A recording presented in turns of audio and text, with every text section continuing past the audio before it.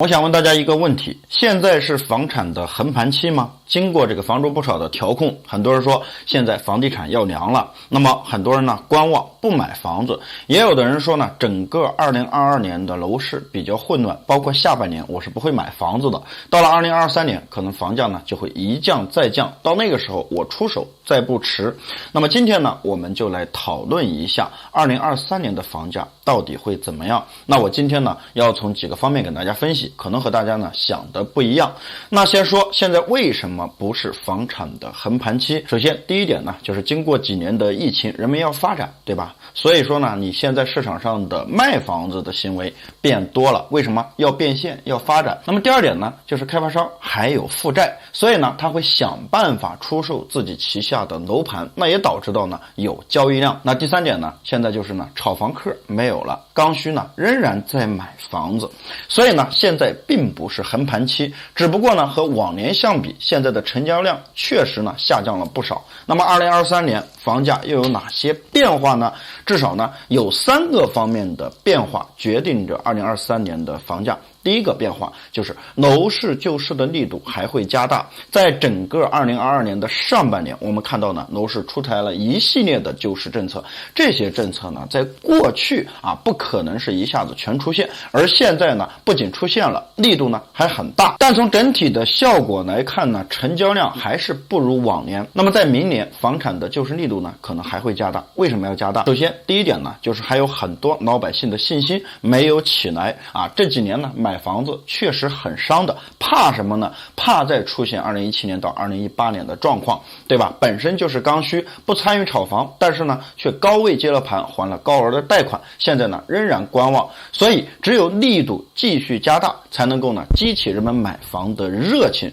房产呢才能够趋向稳定。那么还有第二点呢，就是开发商到了生死存亡的阶段。2020年的年底呢，给了开发商3道红线，开发商呢到现在半死不活，仍然在想办法降负债，但是降负债什么时候能够降到安全标准之内，是有一个时间期限的，你不可能呢10几年一直在降负债，所以呢这是一场攻坚战。那么对于开发商来讲呢，就到了生死存亡，开发商想要降负债，还有呢银行的2道红线，你融资的渠道变得越来越少，那怎么办？只能够降价卖自己的房子，当然呢这是有一个限度的。那么结合呢第一点这个救市的力度加大呢，那么未来呢房产的交易量可能呢会再次活跃起来。还有一个方面的原因呢，就是人口老龄化和少子化的出现，现在的年轻人压力大，不愿意生了。这个压力大当中呢，其中房价又占了大头，房价高呢是一切的根源。那么如果你救市的力度不够大的话呢，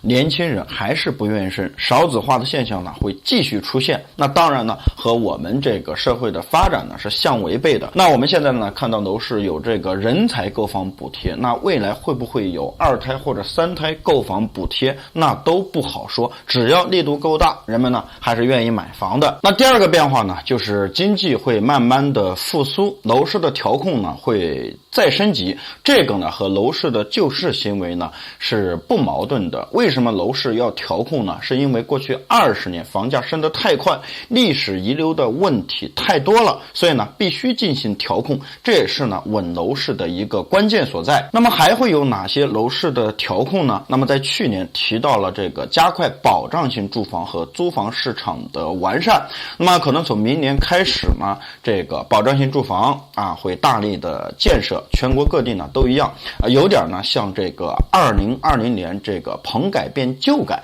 这么一个计划。当然呢租房市场也会规范，之前呢有很多这个二房东只顾呢自己的利益，对于租户的死活呢是不管不问，但是现在呢我们租房也要有保障。那么还有一点呢，就是提到了这个烂尾楼的完善机制。前段时间呢烂尾楼停贷，为什么会出现这样的情况？就是呢我们的合法权益得不到保障，我们花了钱我们却拿不到房子。那么可能从明年开始，这个烂尾楼的情况呢会被提上日程。烂尾楼呢涉及到多个方面，一是呢银行的资金监管不到位，二是呢开发商的资金链断裂。那么如何能够保证我们能够顺顺利利的买到房子，买到一个呢合乎产权的房子不烂尾，那么剩下的这个调控呢就显得尤其重要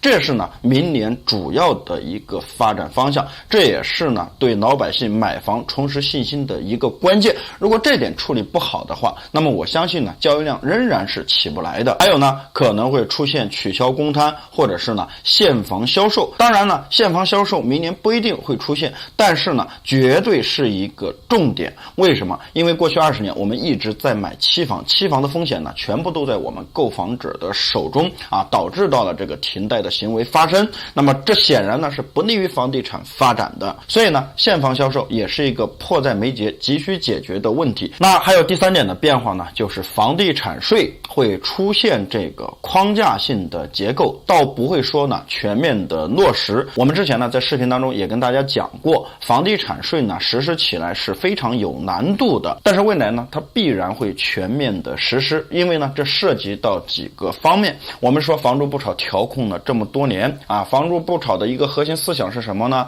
啊，就是要为了维稳啊，稳房价，不能让房价大涨，不能下跌。那同时呢，房住不炒一直调控啊，往前发展，那么我们要达到呢住有所居啊，要达到呢贫富差距减少，要达到呢共同富裕的目标，那么就少不了房地产税。房地产税呢有主要3个问题，就是呢收多少、收谁的、怎么收，这些问题呢是急需解决的。那同时呢，在这个上海和这个重庆呢已经试点了这么多年，说明呢效果还是有的。那下一步呢就是完善的问题，完善好了以后呢就会全面的铺开。为什么要讲这个房地产税呢？因为房地产税呢是一个可持续的税种，只要有交易产生就会产生这个房地产税。我们知道呢现在我们的城市化率啊越来越大，而且呢我们用于住宅的土地越来越少。经过以前20年的发展呢，有很多地方政府呢是高度依赖土地财政的。土地财政呢就是卖地，但是现在地越来越少，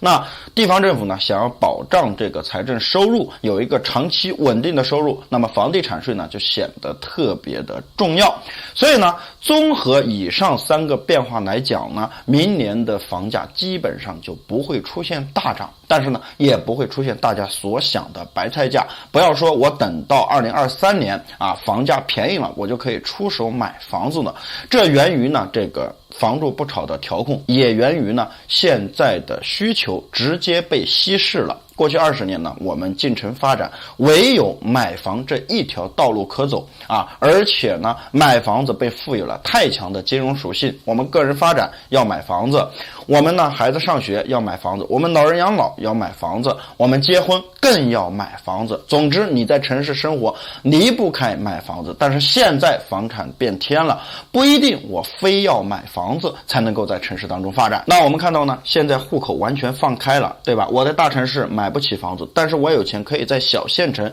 甚至是3、4线城市买房子去发展。而且呢，我们说到加快了保障性住房和租赁市场，未来未必不能出现呢租售同权的情况。还有的呢，就是现在的年轻人思想已经转变，我不一定要买房子，我也不一定呢要租房子，那我有可能呢买单身公寓，我不买单身公寓呢，我甚至都可以租酒店。而且呢，很多年轻人算了一笔账，我租酒店甚至比租房子更加的便宜，同时呢我还享受到每天都有人给我收拾房间的这样的福利。那么也就是说呢，整体的风向变了，买房并不是唯一的出路。那么这样呢，就会导致到整个房地产市场的交易量会变少，需求被稀释。那么也就是说呢，在整个2023年，我们的房价呢会出现2极分化的情况。大城市呢，由于人口的增多，可能呢房价仍然会高涨，这也是一个不争的事实。未来呢，城市会以城市群的形式存在啊，比如我们所说的长三角啊、大湾区等等。那么城市开始抱团，那么很多3、4线城市人口流失，那我们呢去买房子可能会很便宜，但是呢没人要，基本上就处于一个有价无市的状况。好了，今天的视频呢就讲到这里了，我们下期视频再见，拜拜。